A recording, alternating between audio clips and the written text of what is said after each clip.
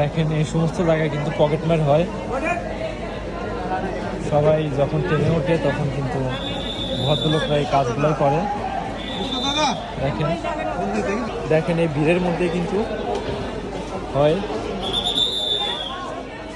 এখানে কিন্তু সেই পকেটমারি হয়, চুরি হয়। দেখেন অনেকে আমার ক্যামেরার দিকে তাকাচ্ছে, আসলে কে ভালো মানুষ আর কে চোর বোঝা খুব কষ্ট। এখান থেকে কিন্তু এগুলো হয়।